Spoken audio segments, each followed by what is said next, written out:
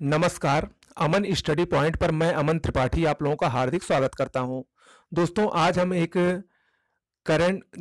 सामान्य ज्ञान से संबंधित टेस्ट देखेंगे और इसमें मैंने खुद से प्रश्न बना के, जो कि अति महत्वपूर्ण है परीक्षाओं की दृष्टि से, उसको मैंने इसमें लिया है।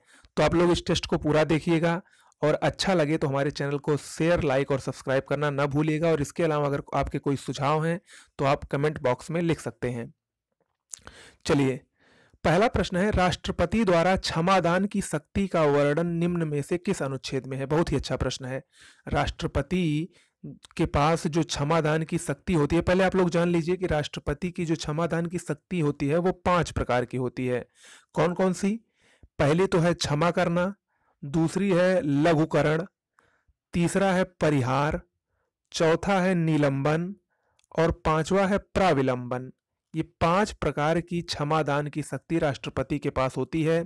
इसका वर्णन संविधान के अनुच्छेद 72 में है। ऑप्शन सी इसमें सही होगा, अनुच्छेद 72।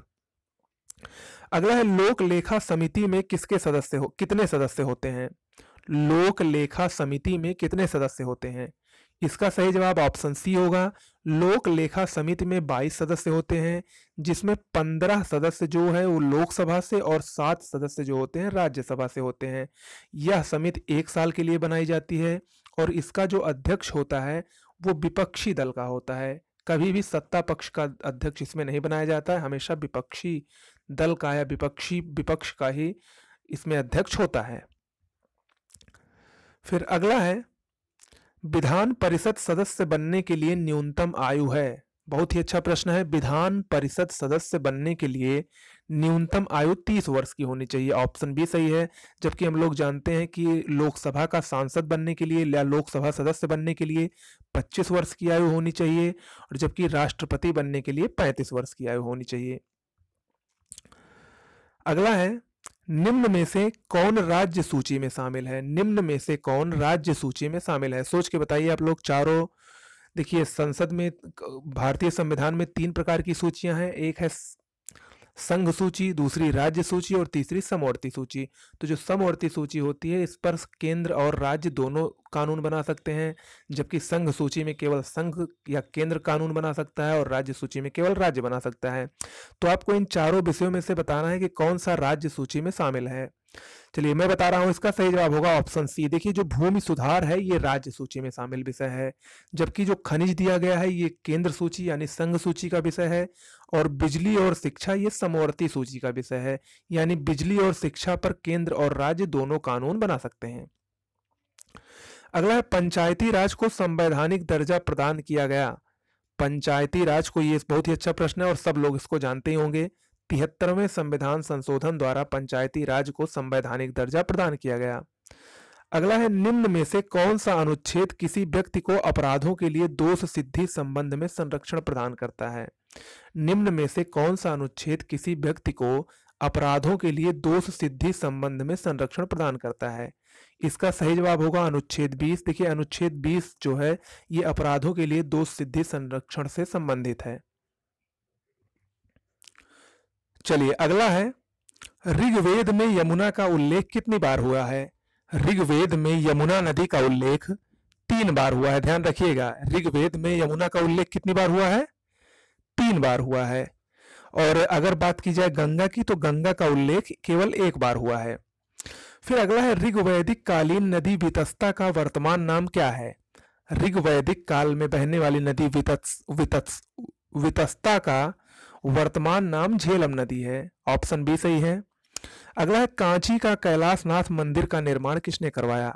कांची का प्रसिद्ध कैलाशनाथ मंदिर, इसका निर्माण पल्लव शासक नरसिंह वर्मन द्वितीय ने करवाया था। ऑप्शन डी सही होगा इसमें, नरसिंह वर्मन द्वितीय।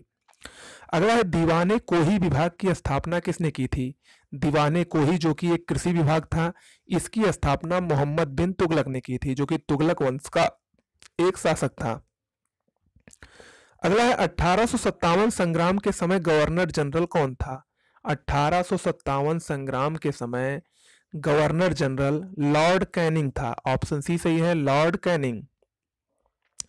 अगला है, गांधी इरविन समझौता कब हुआ था? बहुत ही अच्छा प्रश्न ये भी है। गांधी इरविन समझौता ये वही समझौता था जिसके बाद गांधी जी ने द्वितीय गोलमेज सम्मेलन में भाग लेने का फैसला किया था इसी समझौते के तहत, और ये समझौता हुआ था 5 मार्च 1931 को। ऑप्शन बी सही होगा इसमें। अगला है भारतीय हथकरघा तकनीकी संस्थान कहाँ पर स्थित है? भारतीय हथकरघा तकनीकी संस्थान ये उत्तर प्रदेश के वाराणसी में स्थित है। ऑप्शन ए सही होगा इसमें। अगला है आयुर्वेद महोत्सव प्रतिवर्ष कहाँ आयोजित होता है? आयुर्वेद महोत्सव का आयोजन प्रतिवर्ष उत्तर प्रदेश के झांसी में किया जाता है। ऑप्शन सी सही होगा, झांसी। अगला प्रश्न है प्रसिद्ध कथक नृत्यकार बिरजू महाराज किस घराने से संबंधित हैं? ये भी बहुत ही अच्छा प्रश्न है। बिरजू महाराज जो कि एक प्रसिद्ध कथक कलाकार हैं, कथक नृत्यकार हैं, इनका संबंध लखनऊ घराने से है। ऑप्शन ए सही होगा, लखनऊ घराना।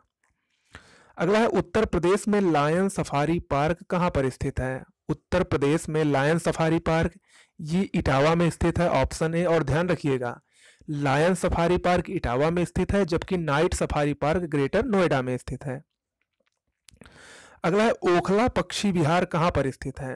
ओखला पक्षी विहार ये उत्तर प्रदेश के गौतम बुद्ध नगर जिले में स्थित है। ऑप्शन बी इसमें सही होगा। अगला है आलू निर्यात जोन उत्तर प्रदेश में कहाँ स्थित है? देखिए उत्तर प्रदेश में मुख्यतः 3 निर्यात क्षेत्र हैं जिसमें से एक है आलू निर्यात जोन। आलू निर्यात जोन ये आगरा में स्थित है। ऑप्शन ए सही होगा इसमें। अगला है जब श्वेत प्रकाश प्रिज्म में से गुजरता है तो सर्वाधिक विचलन होता है। जब श्वेत प्रकाश प्रिज्म से गुजरता है तो सर्वाधिक विचलन बैंगनी रंग का होता है। क्योंकि बैंगनी रंग की जो तरंग दैर्ध्य होती है वो कम होती है और हम लोग जानते हैं कि जिसकी तरंग दैर्ध्य कम होगी उसका विचलन सर्वाधिक होगा। ऑप्शन सी सही है। अगला है जब एक चींटी काटती है तो किस अम्ल का रिसाव होता है? चींटी के काटने पर मुख्यतः फार्मिक अम्ल का रिसाव होता है। ऑप्शन बी सही होगा इसमें। अगला प्रश्न है निम्न में से कौन सी धातु ठंडे जल के साथ हाइड्रोजन गैस निकालती है? निम्न में से कौन सी धातु ठंडे जल के साथ हाइड्रोजन गैस निकालती है? इसका सही जवाब होगा ऑप्शन सी।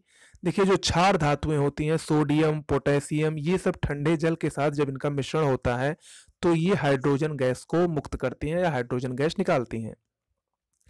अगला है पादपों में प्रकाश संश्लेषण द्वारा भोजन का निर्माण होता है।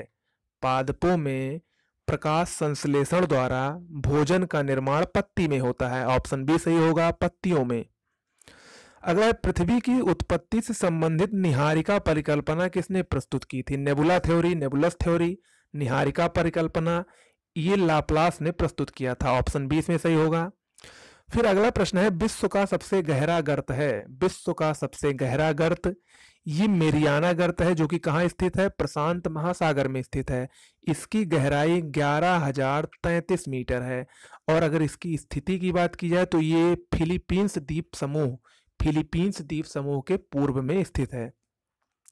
अगला है निम्न में से किस एक देश में पंपास घास के मैदान स्थित हैं? देखिए पंपास घास के मैदान ये शीतोष्ण कटिबंधीय घास के मैदान हैं और ये मुख्य रूप से अर्जेंटीना जो कि दक्षिण अमेरिका का एक देश है वहां पर पाए जाते हैं पंपास घास के मैदान।